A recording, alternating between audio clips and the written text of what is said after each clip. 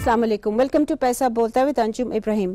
जब से पीएमएल नवाज़ की गवर्नमेंट का टेन्योर ख़त्म हुआ 31 मई को, उसके बाद से लोड शेडिंग ने एक शिद्दत इख्तियार कर ली थी जो पीक कर गई थी during Ramzan, specially the last days.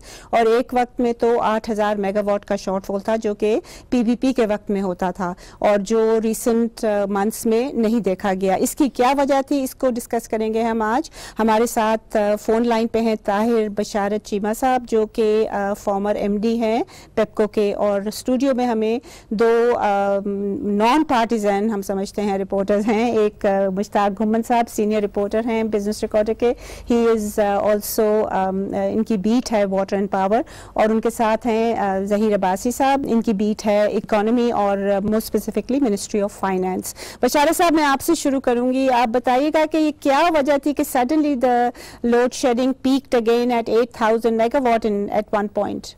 शुक्रिया जी। मैं थोड़ा सा आपको अर्ज करूंगा कि इसे समझने के लिए हमें जो डेटा है या नंबर्स को पहले क्रंच करना पड़ेगा। हमें पता होना चाहिए कि डिमांड कितनी थी और इसके बाद हमने जनरेशन मैक्सिमम कितनी की। तो हमने ये देखा कि रमजान के शुरू ही में डिमांड जो है वो टेम्परेचर्स के मुताबिक बढ़ती गई और एक वक्त वो 27,600 मेगावाट पे आ गई। आम फहम जुबान में कहिए कि 28,000 मेगावाट की डिमांड थी, जबकि उस वक्त जनरेशन जो सबसे ज्यादा थी पीक आवर्स में वो 20,000 हुई। तो ऑटोमेटिकली ये ट्रांसलेट कर जाती है 8,000 मेगावाट के शॉर्टफॉल पे। जनरेशन में इजाफा बिल्कुल हुआ है, लेकिन उसके साथ साथ जाहिर है डिमांड में भी बढ़ोतरी होनी थी। और खास तौर पे जब कोई भी हुकूमत ये ऐलान करती है कि हमने बिजली के मामले पे काबू पा लिया और इसके बाद जनरेशन जो है बहुत ज्यादा होगी और कोई लोड शेडिंग नहीं होगी, तो ऑटोमेटिकली इंडस्ट्री जो है उसमें भी नई मशीन्स लग जाती हैं, एग्रीकल्चर के ट्यूबवेल्स के लिए अप्लाई कर दिया जाता है। और इन सब से भी कहीं ज्यादा जो है वो एयर कंडीशनिंग में पाकिस्तान में जोर लगता है। गर्म मुल्क है, इसलिए आप हैरान होंगे कि 2017 और 2018 में 8-8 लाख एयर कंडीशनर जो है लोगों ने इस्तेमाल किए। तो इसलिए एक सवाल इसी के हवाले से मैं करना चाहूंगी कि ये जो डिमांड है जो आप कह रहे हैं कि वो बढ़ जाती है, but isn't that a normal natural progression and should have been forecast? ये तो अभी आप ब्रेन में रखिए कि अभी ये सप्रेस्ड डिमांड है, क्योंकि जब से ये मतलब जब 2 से 3 साल तक बिल्कुल 100% जो डिमांड है पाकिस्तानी वो सैशिएट होगी, जनरेशन जो है मौजूद होगी और लोड शेडिंग नहीं होगी, तो फिर आप ये देखिए मेरे ख्याल से पाकिस्तान में यानी कि कराची से ऊपर जो है हमारे पास सप्रेस डिमांड जो है वो 10,000 मेगावाट के करीब है, जबकि कराची की सिर्फ जो है 2,000 मेगावाट है। यानी कि आप अंदाजा लगाइए कि जब जी बशारत साहब, बट जो सप्रेस्ड डिमांड है that is not right now the reason for load shedding. So if we come back to the load shedding issue, इतनी ज्यादा आपका ख्याल में कि किस तरह हो गई है कि क्या ये गवर्नमेंट जो पुरानी गवर्नमेंट थी वो प्रोजेक्ट नहीं कर सकी demand accurately? Would that be a fair assessment? मैं थोड़ा सा हेल्प करूं कि पाकिस्तान में एक और फिनोमेना भी है, जो जनरलिस्ट है सिविल सर्वेंट जो है उसके जिम्मे ये काम लगा दिए जाते हैं जबकि ये प्रोफेशनल के जिम्मे होने चाहिए। और जो नॉन प्रोफेशनल होते हैं वो बहुत सारी चीजों को समझ नहीं पाते। यानी कि मौसम थोड़ा सा बेहतर हुआ तो कह दिया कि हमने कमाल कर दिया। मसलन हमारे पास हर साल जो है सितंबर, अक्टूबर, नवंबर ये 3 महीने ऐसे आते हैं कि इसमें पहले भी लोड शेडिंग बहुत कम हुआ करती थी, बल्कि कई ऐसे भी मौके आए कि जब नहीं होती थी। जी। तो जब ये मौका आया तो कह दिया कि हमने इसे लोड शेडिंग को ओवर पावर कर दिया। इस तरह होता नहीं है। और ये नॉर्मल डिमांड है। अभी इसमें जैसे मैंने पहले कहा कि सप्रेस डिमांड जो है अभी तक मौजूद है, वो अभी आनी है। इसके अलावा मैं आपको थोड़ा सा अर्ज करूं, बहुत ही जरूरी है कि पावर क्राइसिस में से निकलने के लिए इसके 3 फैसेट्स होते हैं। जनरेशन, हाँ उसमें कुछ काम हुआ, इसके बाद जो ट्रांसमिशन लाइंस और डिस्ट्रीब्यूशन सिस्टम्स हैं उस पर भी काम नहीं हुआ। तो ये जो कॉन्स्ट्रेंट्स थे ट्रांसमिशन के और डिस्ट्रीब्यूशन के, उन्होंने भी लोड शेडिंग में ऐड किया। Okay, alright, I'll come now to the studio and घुमन साहब आप बताइएगा, इन्होंने ट्रांसमिशन का जिक्र किया और डिस्ट्रीब्यूशन नेटवर्क का जिक्र किया। These are very very major issues and we have been talking about them for a long while. Why did the PML Nawaz government fail to deal with this? इन्होंने कोई holistic approach तो नहीं ली फिर? Basically उनकी government का ज्यादा focus जो था कि जनरेशन भी रहा है इन ट्रांसमिशन ज्यादा या बिल्कुल नहीं रहा, नहीं ज्यादा रहा, किया तो है लेकिन इतना नहीं किया, क्योंकि सिस्टम में ओवरहाल करने के लिए डिस्ट्रीब्यूशन का और जो ट्रांसमिशन का उसके लिए ऑलमोस्ट 4 से 5 बिलियन डॉलर चाहिए थोड़ी, और इन्वेस्टमेंट ज़ाहिर है 2 इदारे आपके साथ कर रहे हैं, या तो एडीबी पैसे दे रहा है या उसके लिए वर्ल्ड बैंक दे रहा है, तो इतने पैसे तो वो भी नहीं दे सकते। चाइना पाकिस्तान इकोनॉमिक कॉरिडोर का ट्रांसमिशन से तो लाइन तो बचाने के लिए कर रहे हैं फॉर जनरेशन, जी वो जनरेशन के लिए ट्रांसमिशन के लिए, लेकिन इस सिस्टम के लिए ऊपर ये पैसे नहीं खर्च कर रहे, और ये जब तक इतना पैसा इन्वेस्ट नहीं होगा, 1 साल में करें, 2 साल में करें, 3 में करें, तब जाके ये सिस्टम जो पूरा जो है वो रिवाइटलाइज होगा। और तभी we'll take a short break here ख़वातीन हज़रात, मगर ये बड़ा इंपॉर्टेंट पॉइंट रेज किया है घुमन साहब ने कि unless you invest in transmission and distribution you have to take a holistic approach, और मेरे ख्याल में PML नवाज गवर्नमेंट जो थी वो ये लेने में कामयाब नहीं हुई। ब्रेक लीजिएगा, वील बी राइट बैक।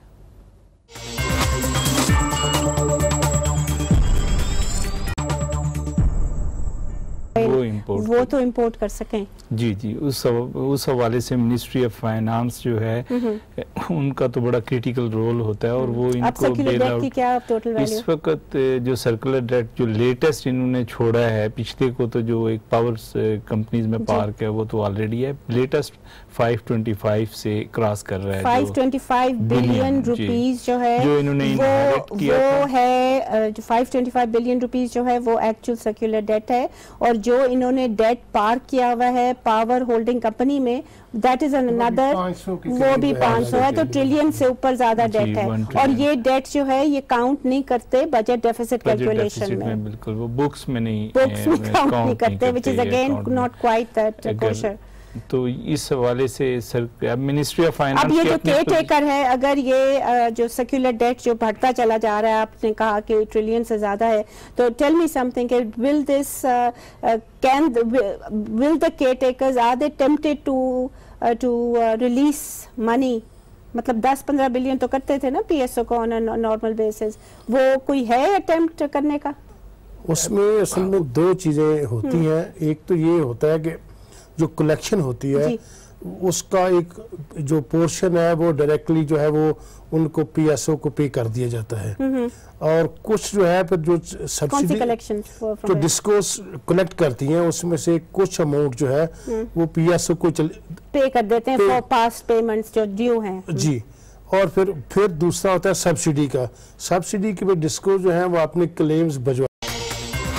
अस्सलाम वालेकुम, वेलकम टू पैसा बोलता है अंजुम इब्राहिम।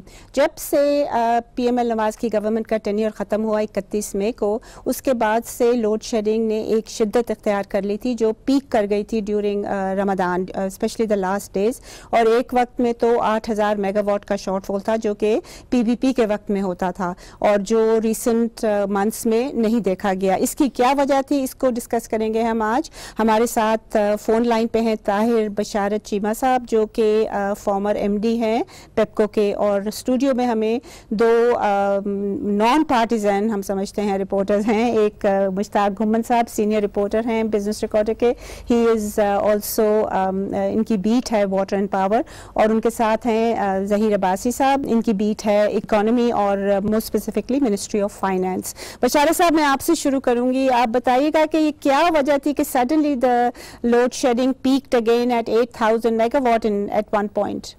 शुक्रिया जी, मैं थोड़ा सा आपको अर्ज करूंगा कि इसे समझने के लिए हमें जो डेटा है या नंबर्स को पहले क्रंच करना पड़ेगा। हमें पता होना चाहिए कि डिमांड कितनी थी और इसके बाद हमने जनरेशन मैक्सिमम कितनी की। तो हमने ये देखा कि रमजान के शुरू ही में डिमांड जो है वो टेम्परेचर्स के मुताबिक बढ़ती गई, और एक वक्त वो 27,600 मेगावाट पे आ गई, आम फहम जुबान में कहिए कि 28,000 मेगावाट की डिमांड थी, जबकि उस वक्त जनरेशन जो सबसे ज्यादा थी पीक आवर्स में वो 20,000 हुई। तो ऑटोमेटिकली ये ट्रांसलेट कर जाती है 8,000 मेगावाट के शॉर्टफॉल पे। जनरेशन में इजाफा बिल्कुल हुआ है, लेकिन उसके साथ साथ जाहिर है डिमांड में भी बढ़ोतरी होनी थी। और खास तौर पे जब कोई भी हुकूमत ये ऐलान करती है कि हमने बिजली के मामले पे काबू पा लिया और इसके बाद जनरेशन जो है बहुत ज्यादा होगी और कोई लोड शेडिंग नहीं होगी, तो ऑटोमेटिकली इंडस्ट्री जो है उसमें भी नई मशीन्स लग जाती हैं, एग्रीकल्चर के ट्यूबवेल्स के लिए अप्लाई कर दिया जाता है। और इन सब से भी कहीं ज्यादा जो है वो एयर कंडीशनिंग में पाकिस्तान में जोर लगता है। गर्म मुल्क है, इसलिए आप हैरान होंगे कि 2017 और 2018 में 8-8 लाख एयर कंडीशनर जो है लोगों ने इस्तेमाल किए। तो इसलिए एक सवाल इसी के हवाले से मैं करना चाहूंगी कि ये जो डिमांड है जो आप कह रहे हैं कि वो बढ़ जाती है, but isn't that a normal natural progression and should have been forecast? ये तो अभी आप ब्रेन में रखिए कि अभी ये सप्रेस्ड डिमांड है, क्योंकि जब से ये मतलब जब 2 से 3 साल तक बिल्कुल 100% जो डिमांड है पाकिस्तानी वो सैशिएट होगी, जनरेशन जो है मौजूद होगी और लोड शेडिंग नहीं होगी, तो फिर आप ये देखिए मेरे ख्याल से पाकिस्तान में यानी कि कराची से ऊपर जो है हमारे पास सप्रेस डिमांड जो है वो 10,000 मेगावाट के करीब है, जबकि कराची की सिर्फ जो है 2,000 मेगावाट है। यानी कि आप अंदाजा लगाइए कि जब जी बशारा साहब, but जो suppressed demand है that is not right now the reason for load shedding. So if we come back to the load shedding issue, इतनी ज़्यादा आपका ख्याल में कि किस तरह हो गई है कि क्या ये गवर्नमेंट जो पुरानी गवर्नमेंट थी वो प्रोजेक्ट नहीं कर सकी demand accurately? would that be a fair assessment? मैं थोड़ा सा हेल्प करूं कि पाकिस्तान में एक और फिनोमेना भी है, जो जनरलिस्ट है सिविल सर्वेंट जो है उसके जिम्मे ये काम लगा दिए जाते हैं जबकि ये प्रोफेशनल के जिम्मे होने चाहिए। और जो नॉन प्रोफेशनल होते हैं वो बहुत सारी चीजों को समझ नहीं पाते। यानी कि मौसम थोड़ा सा बेहतर हुआ तो कह दिया कि हमने कमाल कर दिया। मसलन हमारे पास हर साल जो है सितंबर, अक्टूबर, नवंबर ये 3 महीने ऐसे आते हैं कि इसमें पहले भी लोड शेडिंग बहुत कम हुआ करती थी, बल्कि कई ऐसे भी मौके आए कि जब नहीं होती थी। तो जब ये मौका आया तो कह दिया कि हमने इसे लोड शेडिंग को ओवर पावर कर दिया। इस तरह होता नहीं है। और ये नॉर्मल डिमांड है। अभी इसमें जैसे मैंने पहले कहा कि सप्रेस डिमांड जो है अभी तक मौजूद है, वो अभी आनी है। इसके अलावा मैं आपको थोड़ा सा अर्ज करूं, बहुत ही जरूरी है कि पावर क्राइसिस में से निकलने के लिए इसके 3 फैसेट्स होते हैं। जनरेशन, हाँ उसमें कुछ काम हुआ, इसके बाद जो ट्रांसमिशन लाइंस और डिस्ट्रीब्यूशन सिस्टम्स हैं उस पर भी काम नहीं हुआ। तो ये जो कॉन्स्ट्रेंट्स थे ट्रांसमिशन के और डिस्ट्रीब्यूशन के, उन्होंने भी लोड शेडिंग में ऐड किया। Okay, all right, I'll come now to the studio and घुमन साहब आप बताइएगा, इन्होंने ट्रांसमिशन का जिक्र किया और डिस्ट्रीब्यूशन नेटवर्क का जिक्र किया। These are very very major issues and we have been talking about them for a long while. Why did the PML Nawaz government fail to deal with this? इन्होंने कोई holistic approach तो नहीं ली फिर? Basically उनकी government का ज्यादा focus जो था कि जनरेशन भी रहा है, इन ट्रांसमिशन ज्यादा या बिल्कुल नहीं रहा। नहीं, ज्यादा रहा किया तो है लेकिन इतना नहीं किया, क्योंकि सिस्टम में ओवरहाल करने के लिए डिस्ट्रीब्यूशन का और जो ट्रांसमिशन का उसके लिए ऑलमोस्ट 4 से 5 बिलियन डॉलर चाहिए थोड़ी। और इन्वेस्टमेंट ज़ाहिर है 2 इदारे आपके साथ कर रहे हैं, या तो एडीबी पैसे दे रहा है या उसके लिए वर्ल्ड बैंक दे रहा है। तो इतने पैसे तो वो भी नहीं दे सकते। चाइना पाकिस्तान इकोनॉमिक कॉरिडोर का ट्रांसमिशन से तो लाइन तो बचाने के लिए कर रहे हैं, ओनली फॉर जनरेशन। जी, वो जनरेशन के लिए, ट्रांसमिशन के लिए, लेकिन इस सिस्टम के लिए ऊपर ये पैसे नहीं खर्च कर रहे। और ये जब तक इतना पैसा इन्वेस्ट नहीं होगा, 1 साल में करें, 2 साल में करें, 3 में करें, तब जाके ये सिस्टम जो पूरा जो है वो रिवाइटलाइज होगा। और तभी we'll take a short break here ख़वातीन हज़रात। मगर ये बड़ा important point raise किया है घुमन साहब ने कि unless you invest in transmission and distribution you have to take a holistic approach। और मेरे ख्याल में PML नवाज गवर्नमेंट जो थी वो ये लेने में कामयाब नहीं हुई। ब्रेक लीजिएगा, we'll be right back।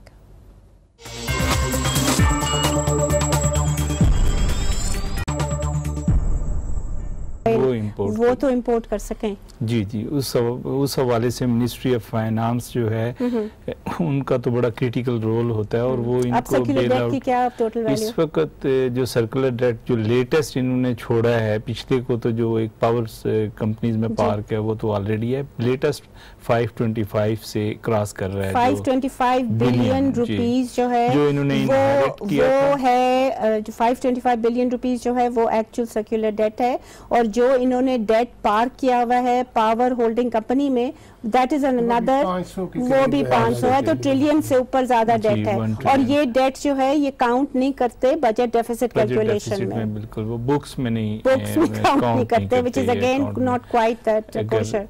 तो इस हवाले से मिनिस्ट्री ऑफ फाइनेंस, अब ये जो केयर टेकर है, अगर ये जो सर्कुलर डेट जो बढ़ता चला जा रहा है, आपने कहा कि ट्रिलियन से ज्यादा है, तो tell me something, will this will the caretakers, are they tempted to release money? मतलब 10-15 बिलियन तो करते थे ना पीएसओ को ऑन नॉर्मल बेसिस, वो कोई है अटेम्प्ट करने का?